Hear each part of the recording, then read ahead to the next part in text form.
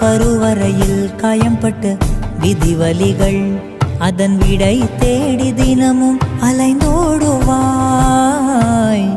கண்கள் காணா எதிரியை தேடி அலைந்தால் நீ உன்னை நீயே தொலைத்து மனம் வாடுவாய். பாவங்களை எல்லாம் அந்த கங்கை கொண்டு போகும். குற்ற உணர்வாலே மனம் இன்னும் கொஞ்சம் வேகும்.